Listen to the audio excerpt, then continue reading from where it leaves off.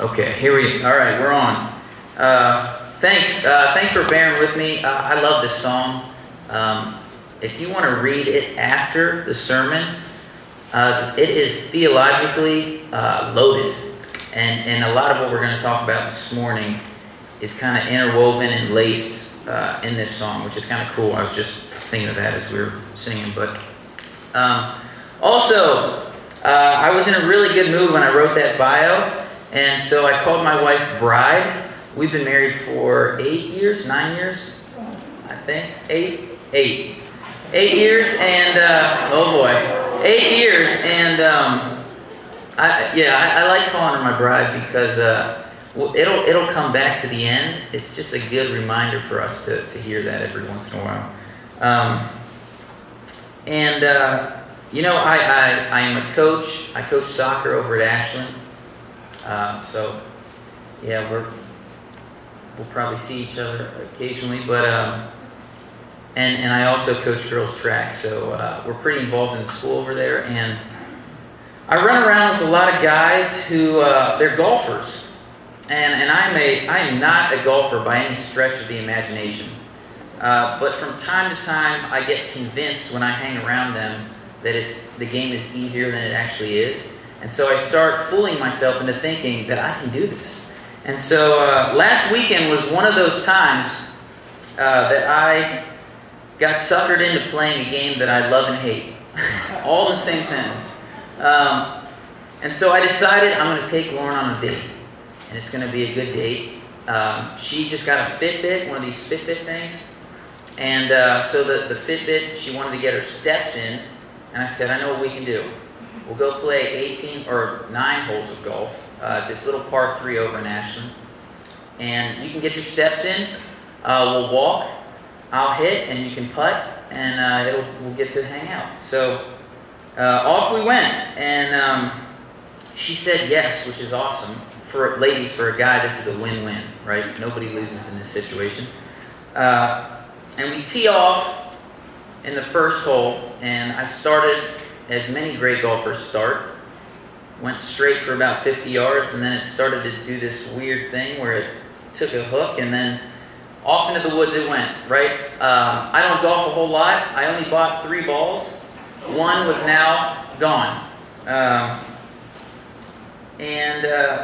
did what any serious golfer would do. I took a mulligan. So I grabbed another tee, grabbed another ball. We can't start off on the first hole this way. And hit a second shot. However, by the time we walked down to the hole, it was nowhere to be found. Couldn't find it. And so this date that I imagined we're doing a lot of walking, that's for sure. But it's not panning out the way I wanted it to. We've now lost 2 of the 3 balls, and we're coming to the second hole. And this whole time, I'm kind of coaching Lauren, hey, make sure you're watching the ball, because great golfers like myself, we keep our head down, we swing through it. So you need to have your eye on the ball so that when I pick my head up and turn around and look to you to give me praise and approval and tell me how great my swing looks, you can also tell me where the ball went. And so this coaching is going back and forth, and the second shot, it was one of those shots, it just felt right. And I had my head down, swung through it. I turn around to get some recognition from my number 1 fan, and for her to tell me where the ball went. And she is standing beside me with her phone out like this, and she's looking up into the trees like this. And I said, "Did you see it?" She said, "See what?" And I said, "Oh my gosh!" And in a matter of minutes, I went with being love-struck and smitten and just enamored by my wife to being infuriated. Right? In 1 hole, maybe 2 if you count that first tee off of the second shot. And man, if marriage isn't like that, there are times when it feels like a Disney movie. When it is, you feel in love, right? And it feels easy and fun and exciting. And then yeah, there are those times when it feels like work, and it sounds more like a death march than it does the fairy tale theme song, right? But I want you to hear this, and this is where we get to this morning. I came onto that golf course, and I left that golf course a married man, right? Congratulations. But I arrived and left married to my wife. So regardless of how I felt, my status as a husband, her status as a wife, it didn't change. And, I got to talk to Tom a little bit this week about where you all are going in the next couple weeks. And, man, he's a dreamer, isn't he? He's fun. He could sell anything to anybody. And I was like, yeah, okay, sure. And so getting to hear his vision for what he wants you guys to be about and what he sees in the community, it's pretty fun and exciting. But this morning I want to give you, I think, some truths, some unchanging truths that really are foundational to who we are in our relationship with Jesus. And I think they're truths that not just anchor our experiences, but bolster them. And so these experiences, these encounters that I think you're going to have in the next couple weeks with Jesus, I hope that these truths can kind of cement them and give them some kind of foundation. So with that being said, we're going to turn to Romans 3. And probably one of my favorite books. Paul unloads a slew of very long kind of encyclopedia words that you need to read, and then you're like, what is he talking about? And you got to go look up the definition of what he's actually saying. But that is Romans, and so we're in Romans 3, chapter 21, verse 21. And it reads like this, starting in 21. But now, apart, meaning separated or disconnected from the law and our collective efforts to earn God's approval, the righteousness, which is the perfection of God has been made known, has been put on display, has been revealed, has gone public. And this self-disclosure of God is that which both the law and the prophets testified to. They supported it, predicted it, endorsed it. This is the righteousness, meaning perfection again, of God is given. It's not earned, through faith in the work of Jesus Christ for all who believe. There is no difference between Jew and Gentile, between religiously moral or immoral people. They have all sinned and fall short of the glory of God. Meaning, by glory it means the weight of His character, the perfection of who He is. We fall short. We don't measure up. And it says in 24, they are now justified, meaning accepted by His grace as a gift through the redemption that is in Christ Jesus. God presented Christ as a sacrifice of atonement by His blood to be received through faith. And He did this to demonstrate His righteousness, because in His divine forbearance, meaning restraint, He had left the sins committed beforehand unpunished. He did it to demonstrate at the present time that He Himself is both righteous, meaning the perfect and just judge, and that He is also the one who justifies, the one who has faith in Jesus. And this morning there's three words that I'd like for us to unpack. And those words are this: justified in verse 23, redemption also in 23, and sacrifice of atonement. And undergirding these words and these concepts this morning are going to be this idea of substitution, what some of the old theologians called the glorious and greatest exchange. And by that, I mean this: it's not something that the cross made possible. When we talk about Jesus taking our place, it's things that He secured. And so there's really no question marks when it comes to God's plan for rescuing sinners. There's no ifs. And so each word then takes a look at what he accomplished on the cross from a different angle. And in a beautiful way, they all build and elaborate on each other. And so when we say exchange, here's what I mean by that. That in the gospel, we have man asserting his independence and claiming for himself a degree of self-sufficiency, a declaration of independence. In a sense, man puts himself where only God deserves to be. And yet, here's the good news.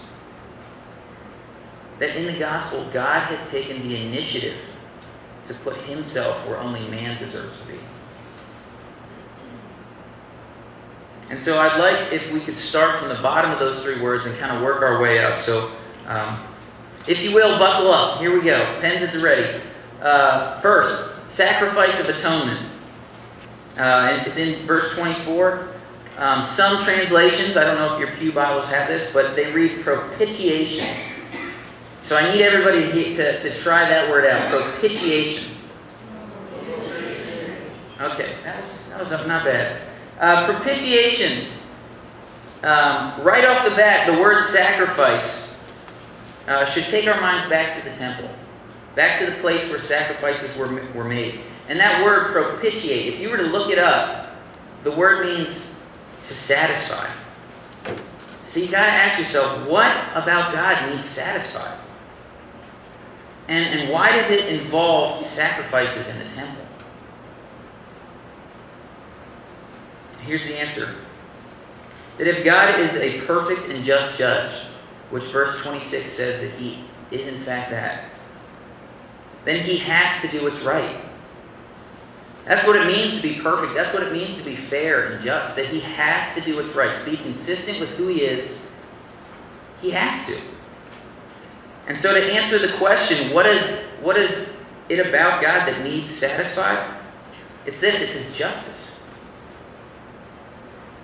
And justice is God's steady, uncompromising hatred and opposition to everything that is wrong, everything that is evil. And that sounds negative, that sounds harsh, but don't we want a God that's like that? Don't we want a God that fights for what's good for us, that punishes and is opposed to what's wrong? And yet, as the Old Testament, if you read it through, the Old Testament begins to play itself out.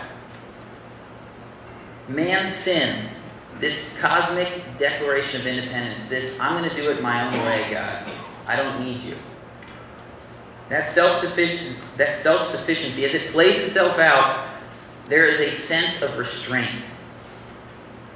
Or as Romans says, forbearance. That as the Bible reads through, God in the Old Testament, he smokes a couple cities, but we can't think that's the extent of his justice, right? Because there's still millions of people running around, and it says that by nature, we're sinners. And it comes to a head in the New Testament in this person of Jesus Christ. And I want to read you a clip from the night before his execution. And this is out of Luke 22. It says this. That Jesus went out as usual to the Mount of Olives, and his disciples followed him. And when he reached the place that he always went to, he said to them, "Pray that you will not fall into temptation." And then he withdrew from them about a stone's throw, still within eyesight. And he knelt down, dropped to his knees, and he prayed. And this is what he said, "Father, if you are willing, take this cup from me. Yet not my will, but yours be done." And then an angel from heaven appeared to him and gave him strength. And being in agony, he prayed even more intensely, so that his sweat became like great drops of blood falling down on the ground. What on earth has Jesus, the God-man, sweating drops of blood? What has him in such distress that his sweat is physically turning to blood? It couldn't have been the prospects of his impending death, that he knew what was coming the next morning. He had said all along, "I have come to die. I have to go to the cross. This must happen." So it wasn't the physical pain of the cross that had him in such agony. And it wasn't the scourging, it wasn't the humiliation, it wasn't the abandonment of his friends, it wasn't the searing pain of the nails.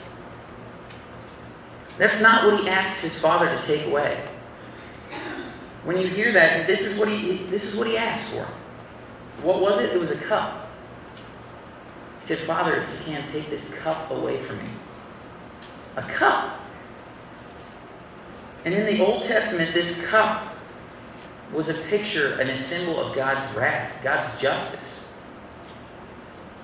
It's his steady, uncompromising, and perfect hatred in opposition to everything that is evil, everything that is wrong. And throughout the Old Testament, this cup would occasionally boil over. It would bubble over and spill. But it was never dumped. It was never empty. And so here on the night before his execution, Jesus looks into that cup. He's God, he knows. And as he surveys what that outpouring, what the exhausting, what the emptying of that cup is going to require, it staggers him. It drops him to his knees. Why? Because all of the offenses, all of the sin for all time would be poured out on him. That the wrath, that this perfect justice of God would be fully and finally exhausted. That on the cross he wouldn't just sip the cup, he would drink it dry. And so in the gospel, we see God taking the initiative to satisfy his own perfect justice by enduring it himself. Do you hear the exchange? And now, here's the good news. It gets better. Now that justice has been settled, God can look on people like you and me, people who deserve that justice, and he can look on us with pleasure. The displeasure, that's gone, that's set aside. He can look on us and smile. And that's exactly what he does, because the next word, I want to move on to the next one, redemption. In verse 23, now that we move from the temple to this place of sacrifice, to the marketplace. Redemption, that word, it's a transactional word. It's a business word. To redeem something means to buy it back. It's to pay the price. And this is funny. Have you ever tried to forgive somebody? I mean, when it's painful. Forgiveness is not cheap. You know that when you've been wrong. It costs something. It's costly. It's painful. And when somebody has seriously wronged you, there's a debt that comes into play. And you as the offended party have one of two choices. The first one is this. You can make them pay the debt back. They work the debt off themselves. Now, whether that's you being rude and mean, or if you're perfect and just, they have to settle the score themselves. They pay it back. That's one option. The second one is this, that you eat the cost yourself. That the debt is absorbed. That you take the hit. You pay the financial price. But either way, here's the thing. The debt doesn't just disappear. You can't just ignore it. It has to be paid. And believe it or not, there's a cost associated with sin. When we talk about this condition that everybody has. Romans 3:23 says this, that the wages, the cost of sin is death. And again, as you read through the Old Testament and you begin to take in what's happening and you see the restraint, you begin to wonder just how far in debt are we?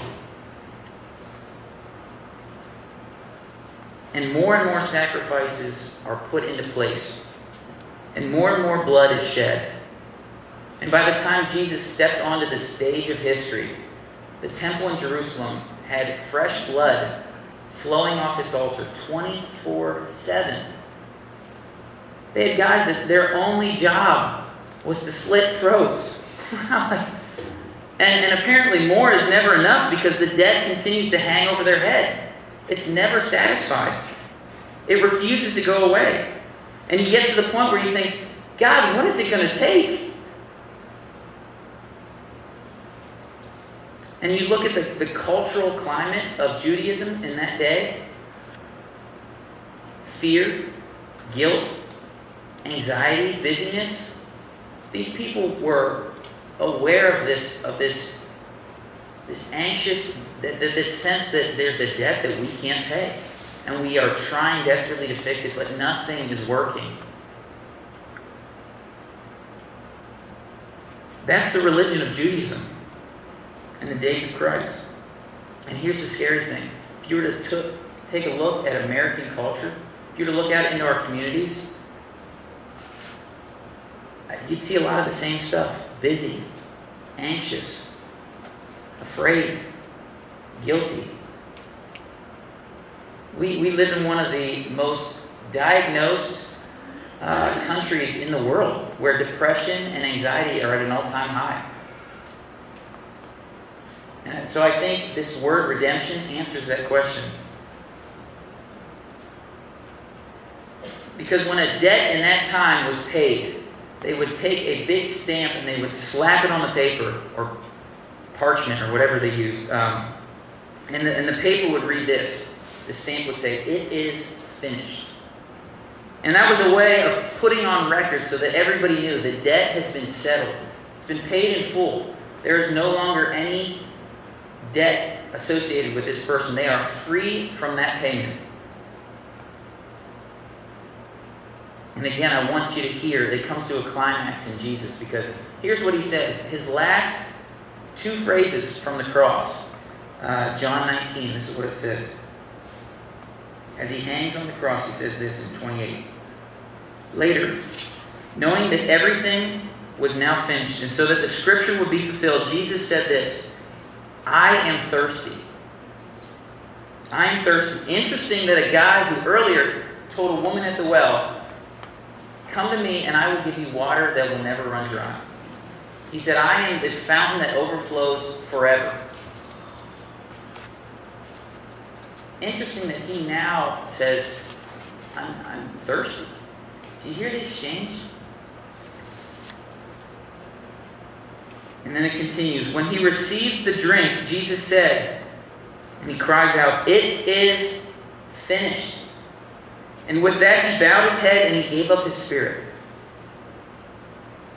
So as he hung on the cross, his last words, which are really telling of somebody's life and what their life is about, his last words were, this was his cry, "It is finished." The debt has been paid. An exchange has been made. The wages of sin, settled. Forgiveness, bought. Paid in full. It is finished.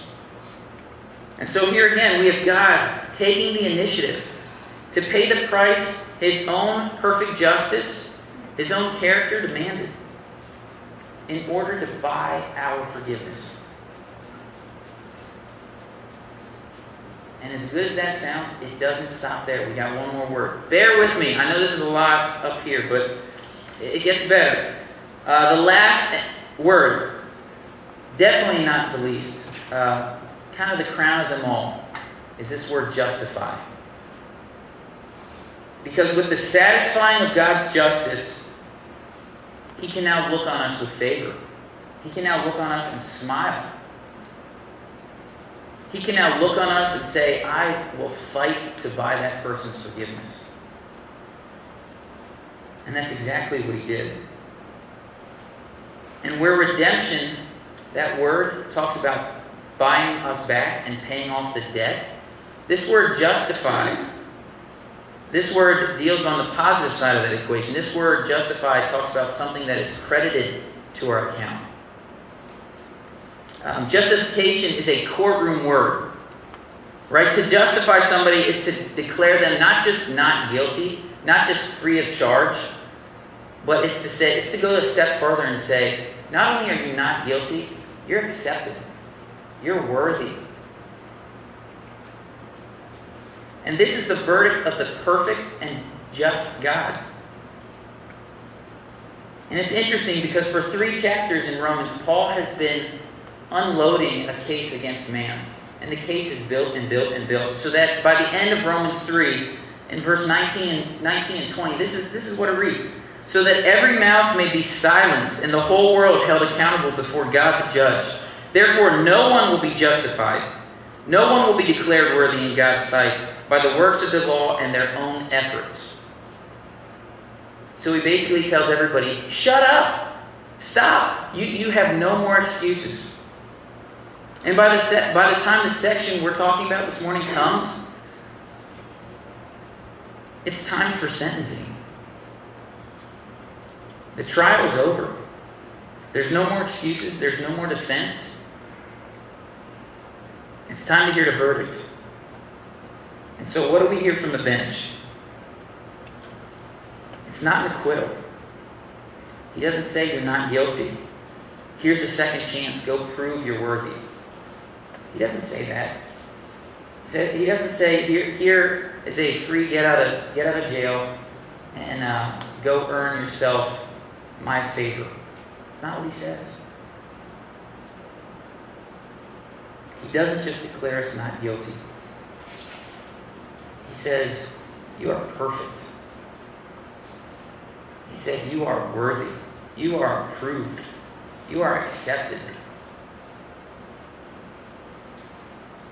You know, the difference between mercy and grace, these two words are, a lot of times we use them interchangeably. That's not the right way.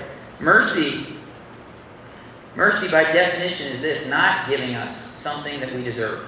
So when God doesn't punish us, doesn't lay the debt in front of us and say, pay it back, pay me back. That's mercy. So redemption, mercy. Grace. Grace takes it a step further. Grace, by definition, is this, giving us something that we haven't earned. So mercy says, I will pay your debt. Grace says, no. There's no question marks in the courtroom. Grace says, you're accepted. You are worthy of my blessing. God does not allow us to walk out of the courtroom in uncertainty, with our status in question. That's not how it works. There's no question marks in God's plan. He doesn't say it's up to you to prove that you're worthy. I've gotten you this far. Finish the job. That's not how he says. And it's not left up to debate. Jesus didn't just die for you and me. He lived for us too. And because of the perfect life he lived in our place as our substitute, the blessing that his perfect obedience secured for us has been credited to our account. Do you know what that means? There's a part in 1 John where he says that God would be unjust. He would be unfair not to bless you with every blessing that is in Christ Jesus. That his work, that the work of Jesus, our substitute in our place, was so perfect, so complete, that his death and his life were so final that God would be unjust. It would be unfair of him not to say, I'm going to not just give you blessings in measure, I'm dumping the riches of heaven on you. How crazy is that? So here it is. The trial is over. The verdict, it's in. You are no longer in the courtroom. You know, we live as if we still have to earn that. Get out of the courtroom. Because once again, God has taken the initiative in crediting his Son's perfect obedience and perfect performance to us as if it were our own. And our legal status has been forever changed. And not just changed temporarily, it has been secured. Romans 8:1 says this, therefore there is now no longer any condemnation for those who are in Christ Jesus.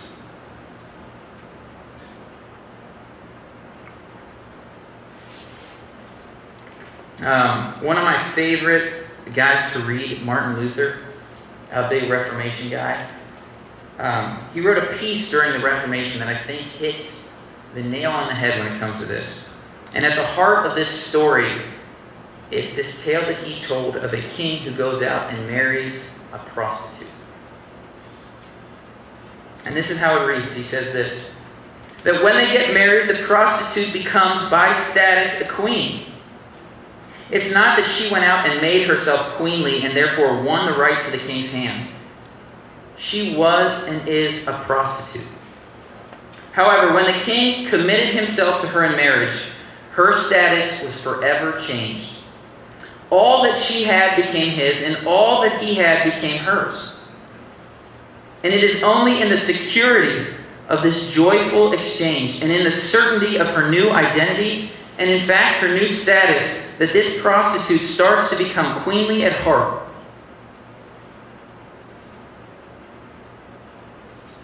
And here we are, the bride of Christ.